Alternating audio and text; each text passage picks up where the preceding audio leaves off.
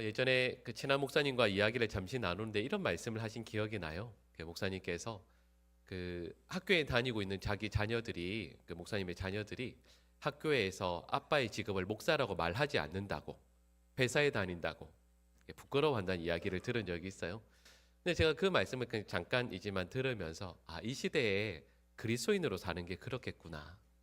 물론 우리 성도들 가운데에서 저는 예수님 믿는 사람으로 사는 게, 사회에 사는 게 너무 좋습니다라고 하시는 분들도 많이 계실 거예요.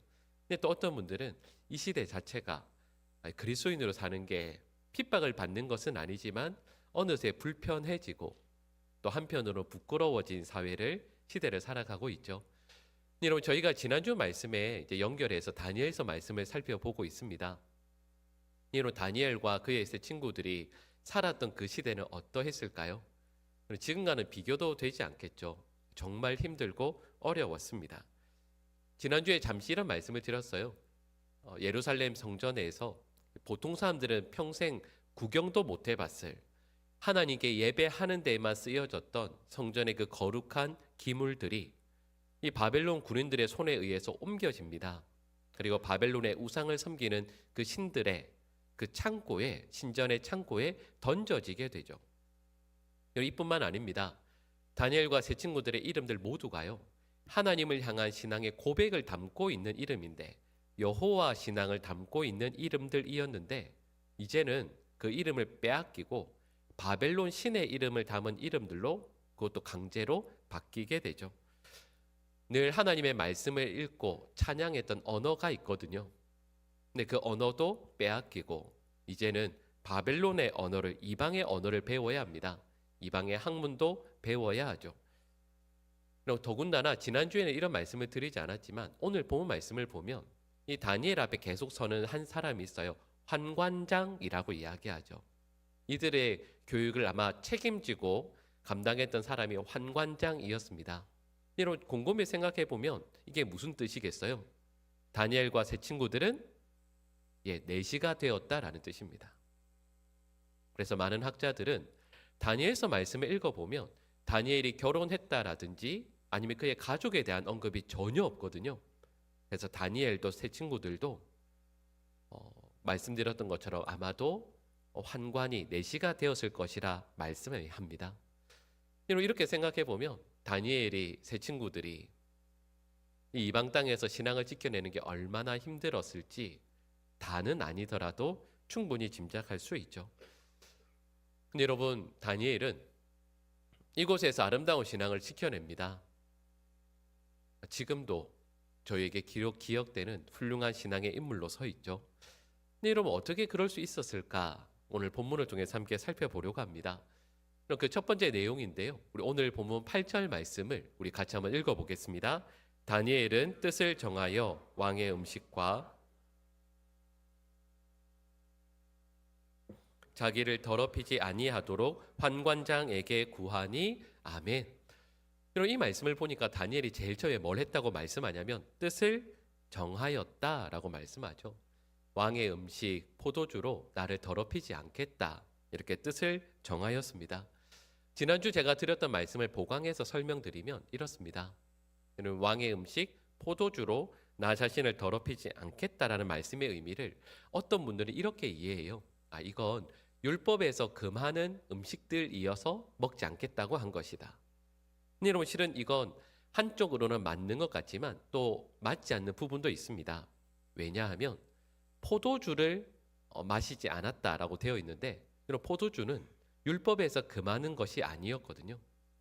그러니까 율법에 금하는 것이기 때문에 먹지 않았다라는 말은 이 부분에서 설득력을 잃게 되죠. 그래서 두 번째 해석이 이겁니다. 이 음식들이 우상에게 바친 것이었다. 근데 또 이것도 다니엘과 세 친구들은 육식을 하지 않고 채식을 했거든요. 근데 채식도 야채도 똑같이 우상에게 바쳐진 것들이었습니다. 그러니까 이 두 번째 의견도 한쪽 부분에서는 부족함이 있는 것이죠. 그래서 저는 지난주에 이렇게 잠시 말씀을 드렸습니다. 다니엘과 이 세 친구들이 이 음식을 거부한 것은 앞서 말씀드린 두 가지 이유 때문이 아니라 다른 것이 있어요. 여러분 지금 다니엘과 세 친구들을 포함해서 지금 이 바벨론 왕궁에서 교육을 받고 있는 사람들은 원래 예루살렘에서 왕족들이었거나 아니면 귀족들이었습니다. 그 가운데에서 흠이 없고 정말 용모가 아름다운 아주 특별한 몇몇의 청소년들을 선별합니다. 그리고 이들을 바벨론 왕궁에 데리고 와서 교육을 특별히 시키죠. 여러분 이 과정에서 이 사람들이 어떤 생각을 가지게 될까요? 처음에는 포로인 줄 알았거든요. 근데 포로가 단순히 아니구나. 우리는 특별한 사람들이구나. 실은 이 과정에서 이 청소년들은 모두가 특권의식을 가지게 되었을 겁니다. 그리고 이 과정을 잘 마치고 나면 보장되는 게 있거든요. 비록 환관이고 내시이지만 권력과 힘을 가지게 될 것이라는 것을 누구나 예상할 수 있었습니다. 그러니 이 과정에서 이 청소년들은 아마도 신앙을 버리기가 쉬웠을 겁니다. 근데 이 과정들을 너무 잘 알고 있었던 다니엘이 또 그의 친구들이 나 자신을 넘어뜨릴 수 있는 왕의 음식 그리고 포도주 이것들을 끊는 것이죠. 여기에 절제의 선을 긋는 겁니다.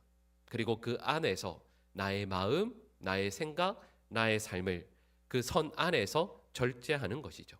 여러분 이걸 오늘 본문 말씀은 뜻을 정하였다라고 표현하고 있습니다. 18세기에 미국에서 영적 대각성 운동이 일어났었습니다. 근데 그때 이 운동의 출발점 그리고 가장 큰 원동력이 되었던 분이 있습니다. 아마 여러 번 들어보셨을 거예요. 조나단 에드워즈라는 목사님이었습니다. 근데 이분이 어떻게 그렇게 하나님께 크게 쓰임받을 수 있었나? 실은 저와 같은 목회자들 혹은 많은 신학자들이 가장 존경하는 분 우선순위 몇 번째 안에 드는 분이 이분이었거든요. 근데 이분이 어떻게 그렇게 쓰임받을 수 있었는가라고 했을 때 많은 분들이 이런 이야기를 합니다. 조나단 에드워즈 목사님은 15살 생일 되기 전까지 67개의 결심문을 씁니다. 그리고 20살 될 때까지 더하기 더해서 70개의 결심문을 완성해요. 그리고 그 결심문을 매일 하나님 앞에서 읽고 결단하고 자신의 삶을 돌이켜 보았습니다. 70개니까 양이 좀 많지만 그 중에서 한 3가지 정도만 말씀드리면 이렇습니다. 우리 화면에 나올 텐데요. 제가 쭉 읽어드리겠습니다. 4번째 결심이 이러합니다. 하나님의 영광에 도움이 되는 것이 아니면 영혼에 관계된 것이든 육체에 관계된 것이든 또는 적든 많든지 간에 어떤 것이라도 절대로 하지 말자. 만일 내가 그런 일을 피할 수 있다면 피하자. 5번째 결심이 이렇습니다. 한순간의 시간도 절대로 낭비하지 말고 그 시간을 가능한 한 최대로 유익하게 사용하자. 9번째 결심입니다. 매사에 나의 죽음과 죽고 난 뒤에 무슨 일이 일어날지에 대해서 많이 생각하자. 이걸 15살에 썼습니다. 15살에 쓰고요. 매일 아침마다 읽고 결심하고 하나님 앞에 기도하며 평생을 애쓰며 살았습니다. 이런 조나단 에드워즈의 삶이 어떠하였을지를 우리는 충분히 짐작할 수 있죠. 근데 여러분 이 삶이 그냥 자신의 삶으로만 끝난 게 아닙니다. 이후로도 계속 미국에 큰 영향력을 끼쳐요. 그래서 어떤 학자들이 그의 죽음 이후 150년 동안 그 후손들을 추적한 이야기가 있습니다. 아마 한 번쯤은 들어보셨을 겁니다. 조나단 에드워즈의 죽음 이후에 150여 년 동안 그의 자녀들, 친가든 외가든 후손들이 총 1394명이었습니다. 근데 이 중에서 대학 총장이 12명, 교수가 100명, 의사가 60명, 선교사가 100명, 상원 의원이 1명, 부통령이 1명. 그리고 이런 높은 직급이 아니고요. 다른 이들도 정말로 아름다운 신앙의 삶을 살아 곁에 있는 많은 이들에게 칭찬받는 훌륭한 신앙인으로 살았다라고 이야기합니다. 여러분 이럴 수 있었던 이유가 뭘까요? 그의 죽음 이후에 150년이 지나서도 그의 신앙적인 영향력이 계속해서 아름답게 끼칠 수 있었던 이유가 무엇이었을까라고 했을 때 너무나 많은 분들이 이렇게 이야기합니다. 조나단 에드워즈 목사의 그 10대 때 자신의 삶을 바르게 출발하기 위해 70개의 결심문을 하나님 앞에서 쓰고 매일 결단했기 때문이다. 여러분 그 연약한 그 어린 시절에 그 결심문을 쓰고 하나님의 은혜를 구하며 하나님 앞에서 바르게 살아갈 것을 날마다 결심하고 결단할 때 하나님께서 얼마나 귀하게 여기시겠습니까? 얼마나 귀한 은혜를 베풀어 주시겠습니까? 여러분 마찬가지죠. 오늘 본문에 나오는 다니엘이 그러합니다. 젊은 시절 20대 때 바벨론으로 끌려와서 자신의 뜻을 정합니다. 여러분 그 결과가 무엇이었을까요? 오늘 본문 그 다음 단락이죠. 다니엘 1장 21절 말씀을 보면 이렇게 말씀합니다. 우리 21절 말씀을 같이 읽습니다. 다니엘은 고레스 왕 원년까지 있으니라. 아멘. 이 말씀 읽으면 이게 무슨 의미인가? 별 대수롭지 않게 그냥 넘어갈 수 있습니다. 근데 여러분 다니엘 1장 가장 앞부분에서요. 다니엘이 언제 끌려왔죠? 예루살렘에서 바벨론 왕 느부갓네살 때 끌려옵니다. 근데 여러분 바벨론 그 다음 제국은 메대입니다. 그리고 그 다음 제국이 우리가 잘 알고 있는 바사 혹은 페르시아이죠. 그리고 그 페르시아의 왕이 앞서 말씀드린 고레스입니다. 그럼 무슨 뜻일까요? 제국이 바뀌고 바뀌었는데 다니엘의 위치는 그대로였다라는 뜻입니다. 그럼 대통령 선거를 몇 년마다 하죠? 5년마다 합니다.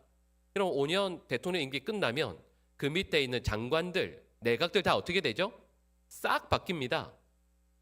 대통령만 바뀌어도 밑에 있는 사람들이 싹 바뀌는데 그럼 고대에 왕이 바뀐 게 아니에요. 제국이 망하고 제국이 새로 들어섰습니다. 그럼에도 불구하고 다니엘은 그 자리를 굳건히 지키며 제국 곳곳에 선한 영향력을 끼칠 수 있었습니다. 여러분 다니엘의 삶에서만 그랬던 것이 아닙니다. 다니엘의 죽음 이후에도 그의 영향력이 이어지죠. 여러분 성탄절 그 시즌이 되면 항상 늘 등장하는 설교 본문이 있죠. 마태복음 2장입니다. 동방 박사들 이야기가 나오죠. 여기서 말씀하는 동방이 어디이겠습니까? 페르시아입니다. 바사라고 하는 바로 그 나라이죠.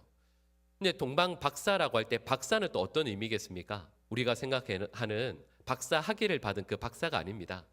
이 당시에 박사라는 이들은 천문학을 전공한 하늘의 별을 보며 점을 치는 점성술가들을 의미합니다. 그리고 다니엘이 배웠던 갈대아의 학문이라고 했을 때 갈대아 학문의 최고봉이 또한 바로 이 천문학이었습니다. 다니엘이 이 학문을 배우고 또 이 학문에 영향력을 끼치게 되었죠. 근데 500년이 지나서 동방의 박사들이 여전히 하늘을 보며 메시아를 찾고 있었습니다. 그러니까 동방의 박사들이 500년이 더 지나서 메시아이신 예수님의 탄생 앞에 그 먼 거리를 달려와서 아기 예수께 경배했던 이유가 무엇이겠습니까? 다니엘의 영향력이 500년이 지나도록 여전히 선하게 끼치고 있었기 때문입니다. 그러니까 우리는 이렇게 말할 수 있죠. 다니엘이 그 어린 소년 하나가 하나님 앞에서 뜻을 바르게 세우고 정하였더니 하나님께서 그에게 은혜를 베풀어 주셔서 그의 평생의 삶 그리고 500년이 지나도록 놀라운 은혜를 베풀어 주신다 말씀해 주시는 것이죠. 그리고 이 말씀 앞에 우리는 또한 어떠해야 하겠습니까?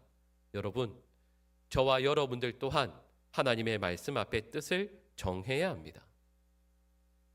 오늘 예배, 주일 예배들 다 끝나고 모임들이 다 끝나고 집에 돌아가셨을 때 오늘 무슨 일이 있었나 이러지 마시고 온 가족들이 함께 모여서 자녀를 모아놓고 뜻을 정해야 합니다. 우리의 자녀들이 어리면 어릴수록 더 좋죠. 저는 이 속담이 정말 맞다고 생각합니다. 3살 버릇이 80까지 갑니다. 아니 죽을 때까지 가죠. 그래서 좋은 버릇을 들이는 것, 습관을 들이는 것 정말 중요합니다. 근데 여러분 그 자녀들 앞에 모아놓고 하나님 앞에서 우리의 가정이 그리고 내가 어떤 삶을 살아야 할지 뜻을 정하는 것은 너무도 소중하고 귀한 일입니다.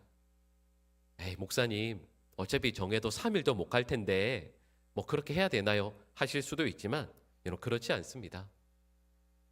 다니엘에게도 세 친구가 있었고 함께 서로 격려하면서 뜻을 모아서 하나님의 앞에서 평생토록 이 뜻을 정하고 이어갔던 것처럼 우리의 가정이 바로 그런 곳이 되어야 하죠. 서로 격려하며 기도하며 서로의 뜻을 꺾지 말고 그 뜻을 바르게 세우도록 격려해 주셔야 합니다. 그럼 실은 우리가 뜻을 정할 것이 얼마나 많이 있습니까? 하나님 앞에서, 사람들 앞에서 함부로 말하지 않겠다. 하나님, 저의 입술에 파수꾼을 세워 주십시오. 뜻을 정할 수 있습니다. 내 눈으로 보지 말아야 할 것, 하나님 절대 보지 않겠습니다. 하루 시작하면서 직장에 출근해서 혹은 가게 문을 열면서 단 10분이라도 하나님 기도하겠습니다. 하나님 앞에 바르게 서도록 기도하겠습니다. 주일 예배의 자리는 어떤 일이 있어도 절대 타협하지 않겠습니다. 하나님의 말씀 앞에 순종하는 하나님의 자녀로 살겠습니다. 이렇게 결단해야죠. 그리고 그 삶을 우리의 자녀들이 곁에서 보고 들을 수 있도록 우리의 뜻을 정하여 선한 영향력을 끼칠 수 있도록 해야 합니다. 그러면 비록 연약한 저희들이지만 뜻을 정한 저희들에게, 이를 위해 애쓰는 저희들에게 하나님께서 놀라운 은혜를 베풀어 주실 것입니다. 여러분, 다니엘이 그러했던 것처럼, 또 조나단 에드워즈 목사님이 그랬던 것처럼, 우리 성도들 모두가요, 나 개인 또 우리의 가정, 하나님 앞에서 뜻을 정하고 이전과는 다른 삶, 하나님 앞에 영광 올려드리는 삶을 굳건히 살기 위해 애쓰는 하나님의 백성들 될 수 있기를 간절히 축복합니다. 근데 여러분, 다니엘이 이렇게 뜻을 정했잖아요. 근데 그 뜻을 정하고 나서 그의 태도가 너무도 귀합니다. 너무도 훌륭해요. 왜냐하면 다니엘이 이렇게 굳건히 뜻을 정합니다. 그 다음에 할 수 있는 태도가 있죠. 반응이 있습니다. 그게 뭐냐 하면, 우리 아시는 어구 아니세요? 이렇게 뜻을 굳건히 정하고 나면 그 다음에 이렇게 할 수 있습니다. 죽으면 죽으리라. 이런 부정한 음식, 나의 삶을 하나님으로부터 멀리하는 이것 나 절대 하지 않으리라. 이렇게 결단을 했잖아요. 그러면 만약에 음식을 강요한다라고 했을 때 차라리 나 죽이시라고, 나 자꾸 이러면 혀 깨물고 죽겠다고, 왜 자꾸 나한테 이걸 강요하냐고 이렇게 큰 소리 칠 수 있잖아요. 그때 멋있게 죽으면 죽으리라 말할 수도 있었습니다. 여러분, 다니엘이 이런 태도를 취하지 않습니다. 우리 오늘 본문 8절 후반부 말씀을 우리 같이 한번, 노란색 부분 말씀을 같이 읽겠습니다. 자기를 더럽히지 아니하리라 하고, 아멘. 자, 여러분 보십시오. 자기를 더럽히지 아니라 하고 자기를 더럽히지 아니하도록 환관장에게 어떻게 하죠? 구합니다. 구했다라는 말은 우리말로 하면 어떤 뜻일까요? 부탁했다라는 뜻입니다. 오늘 본문을 보면 이렇게 부탁하죠. 제발 열흘만 줘보십시오. 저희 한번 시험해 봐주십시오. 제가 뜻을 정했는데 저희에게 열흘만 한번 말미를 주시면 저희가 결코 부족하지 않다라는 것을 증명해 보이겠습니다 라고 부탁하고 있습니다. 그리고 실은 이 연결점이 너무 중요하죠. 그럼 분명히 뜻을 굳게 정합니다. 뜻을 굳게 정하고 나면 죽으면 죽으리라, 왜 나에게 이렇게 함부로 하느냐, 이렇게 큰 소리 칠 수도 있었습니다. 근데 다니엘은 겸손히 부탁합니다. 요청하고 있죠.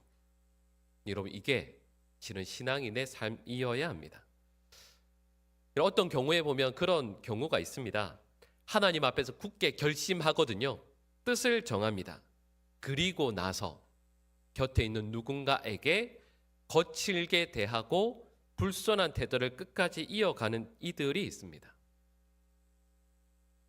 영적인 경험을 많이 해서 남을 무시하고 오만 불손한 태도로 굳은 얼굴로 대하는 이들도 있습니다. 목회자가 볼 때는요, 은혜를 많이 받았기에 더 오만한 경우를 볼 때마다 마음이 너무 무겁습니다. 성경은 그렇게 말씀하지 않기 때문이죠. 성경은 은혜를 더 많이 받으면, 아니 좀 더 표현을 정확히 하자면 제대로 은혜를 받으면 그는 결코 무례하지 않습니다. 겸손하되 비굴하지 않게 하나님 앞에서 바르게 서서 그 믿음의 삶을 살아가죠. 그리고 제가 이렇게 말씀드린 이유가 있습니다. 성경에 이런 말씀들이 너무도 많이 있지만 가장 대표적인 예가 바로 예수님이시기 때문입니다. 베드로전서 2장 33절 말씀을 우리 같이 한번 읽어 보겠습니다. 욕을 당하시되 맞대어 욕하지 아니하시고 고난을 당하시되 위협하지 아니하시고 오직 공의로 심판하시는 이에게 부탁하시며 아멘. 이것이 예수님의 태조이자 겸손이었습니다. 십자가의 고난, 십자가의 죽음을 각오하고 계셨거든요. 결심하셨거든요. 그런데 곁에 있는 사람들을 한없이 배려하십니다. 한없이 섬기시죠. 여러분, 이것이 예수님의 태도였습니다. 이것이 예수님의 겸손이라 말할 수 있죠. 여러분, 저는 오늘 본문에서 나오는 이 다니엘의 이런 겸손이 단순히 그의 성품이 훌륭해서라고 생각하진 않습니다. 물론 그의 좋은 성품도 한 몫을 했겠지만 그가 이렇게 당당하게 설 수 있었던 것은, 그리고 겸손할 수 있었던 것은 다른데 그 이유가 있습니다.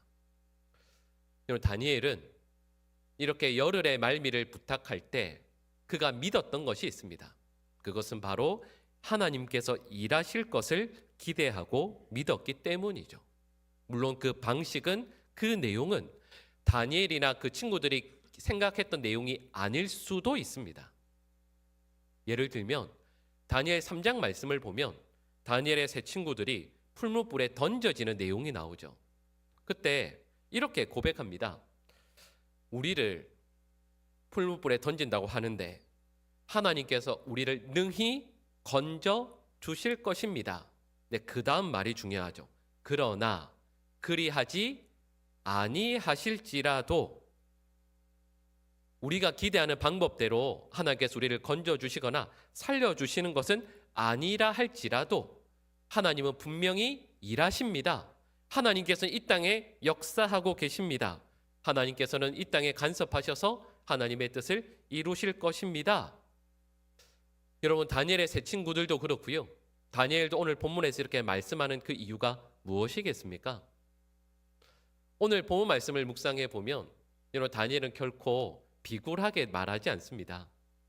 열흘의 말미를 달라고 부탁할 때 그가 분명히 믿는 게 있거든요. 그것이 무엇이냐면 하나님께서 내 삶에 바로 이 자리에 역사하실 것을 믿는 기대감으로 그의 마음이 벅차 있습니다. 여러분, 그래서 비굴하게 말하지 않는 거죠. 여러분, 이 주일 아침 이렇게 교회에 오셨습니다. 예배의 자리로 나오셨죠. 여러분, 오실 때 어떻게 오셨어요? 여러분, 기대하며 오셨습니까? 아니면 기대 없이 끌려 오셨습니까? 여러분, 예배의 자리로 나오시면서 지난 한 주간의 삶을 하나님께서 어떻게 받으셨고 또 이 시간 하나님께서 어떻게 영광 중에 역사하시고 도와주실까? 하나님께서 나의 기도, 나의 간구에 어떻게 응답해 주실까? 이 한 시간의 예배이지만 찬양하고 기도할 때 하나님께서 어떻게 나의 마음을 붙들어 주시고 회복시켜 주실까? 어떤 말씀으로 나에게 허락해 주실까? 나의 찬양을, 나의 기도를 얼마나 큰 기쁨으로 받아 주실까? 이런 기대로 나오셨습니까? 아니면 아무런 기대 없이 나오셨습니까? 여러분, 우리가 믿는 하나님은 어떤 하나님이냐면 무에서 유를 창조하신 분이시고 불가능을 가능케 하시는 분이거든요. 우리의 마음을 감찰하시는 분으로 우리는 믿습니다. 그리고 하나님의 말씀이 우리의 심령과 골수와 관절을 찔러 쪼개기까지 한다라는 것도 우리는 믿습니다. 여러분, 그러니 이 예배의 자리로 나오면서 하나님 앞에 기대함으로 나오는 것은 마땅한 것이 아니겠습니까?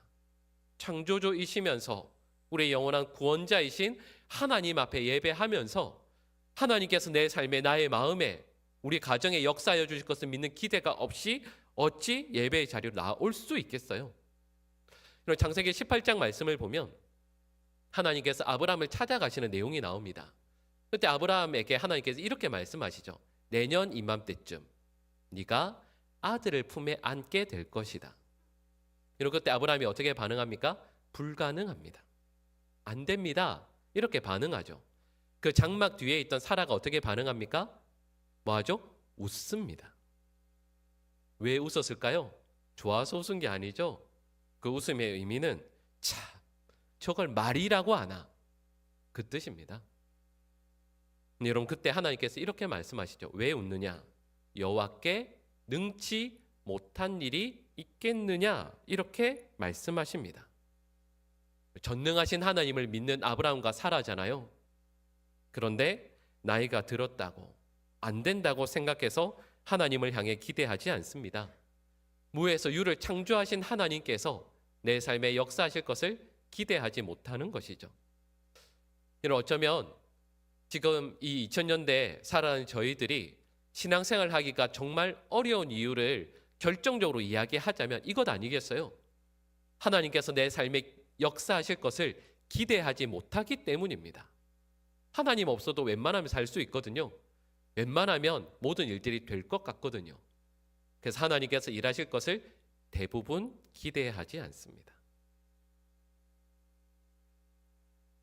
여러분, 우리는 놀라움, 경의, 감탄, 이 모든 것들이 사라진 시대에서 신앙생활을 합니다. 그러니까 하나님에 대해서 기대하지 않죠. 우리 예배 때마다 고백하는 사도신경이 있습니다. 가장 첫 번째 문장이 뭐죠? 나는 전능하신 아버지 하나님 천지의 창조주를 믿습니다 라고 고백해요. 다시 생각해 보세요. 나는 전능하신 아버지 하나님, 천지를 창조하신 그 하나님을 믿습니다라고 고백해요. 그럼 전능하신 하나님께서 우리의 삶에 역사하실 것을 기대해야 하지 않겠습니까? 우리 개인의 삶에, 우리의 가정에, 또 우리 교회에 하나님께서 어떻게 역사하실지, 어떤 은혜를 베풀어 주실지 우리는 기대해야 하지 않겠습니까? 우리 교회 건축 준비하며 지금 여러 가지 계획들을 짜고 있거든요. 여러분, 교회 건축하는 거 쉬울까요? 어려울까요? 어렵습니다. 어렵죠. 그런데 기대되지 않으세요? 하나님께서 지금도 우리 신앙생활을 하는 거 좋지만 이전에 있었던 그 지역에 아름다운 예배당을 건축하고 우리가 하나님 앞에 온 목소리 다해서 찬양하고 예배하고 우리의 자녀들, 우리의 손주들 신앙의 아름다운 교육을 받고 믿음이 대를 이어서 가는 그 모습들을 보는 것, 여러분 얼마나 기대가 됩니까? 하나님께서 이런 성도의 삶을, 우리의 가정을 얼마나 아름답게 가꾸어 주실까, 이루어 주실까? 여러분, 다니엘이, 여러분 솔직히 말하면 뭐가 있습니까? 포로잖아요. 끌려왔잖아요. 내세울 것 아무것도 없죠. 근데 열흘의 말미를 부탁합니다. 근데 그 가운데 비굴하지 않습니다. 그 이유는 하나님께서 비록 내가 원한 방식이 아니라 할지라도 역사하여 주실 것을 믿었기 때문입니다. 그 기대감으로 지금 이 순간 굳건히 서 있는 거죠. 근데 오늘 본문은 그 결과를 이렇게 말씀합니다. 우리 오늘 본문 15절 말씀을 우리 같이 읽겠습니다. 열흘 후에 그들의 얼굴이 더욱 아름답고 살이 더욱 윤택하여 왕의 음식을 먹는 다른 소년들보다 더 좋아 보인지라. 아멘. 여러분, 여기에서 살이 윤택하다라는 말은 살이 쪘다라는 뜻이 아닙니다. 피부가 좋아졌다라는 뜻이죠. 그러니까 본문의 내용은 이런 겁니다.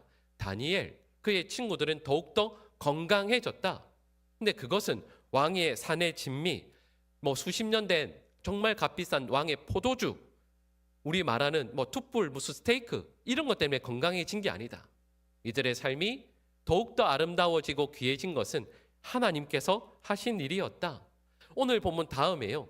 20절을 보면 이들의 지혜가 다른 이들보다 10배나 더 나았다라고 말씀해요. 여러분, 이건 서로 견주어서 시험을 쳐서 점수가 좀 더 낮다 이런 뜻이 아닙니다. 무슨 뜻일까요? 비교도 불가능하게 탁월하게 뛰어났다라는 뜻입니다. 하나님을 향한 기대를 품고 온유와 겸손으로 삶의 자리를 지켜나가는 다니엘과 그 친구들에게, 하나님의 백성들에게 하나님께서 은혜를 베풀어 주신다 말씀해 주시는 것이죠. 오늘 본문 말씀을 대하면서 저는 우리 성도들이요, 오늘 저녁 또 혹은 점심 드시고 가족들과 함께 모이셨을 때 다니엘이 뜻을 세웠던 것처럼, 조나단 에드워즈 목사님이 뜻을 세웠던 것처럼 나 개인 또 우리의 가정 향하신 우리 하나님의 뜻을 바르게 세울 수 있기를 먼저 축복합니다. 여러분 2026년 시작한 지 벌써 한 달이 지나고요. 2월의 중반을 바라보고 있습니다. 여러분 이때 여러분 어떤 뜻을 정하셨어요? 그냥 늘 반복되어지던 한 해니까 그냥 올해도 그냥 지나가야겠다. 여러분 결코 그러지 않습니다. 하나님 앞에 서는 그 날까지 더욱더 하나님을 예수 그리스도를 닮아가고 살아가는 주의 백성으로 설 수 있기를, 그리고 이를 위해서요 하나님의 일하심을 기대하며 겸손한 그 모습, 그 태도로 주신 삶을 아름답게 살아가는 우리 모든 하나님의 백성들 될 수 있기를 간절히 축복합니다. 기도하겠습니다.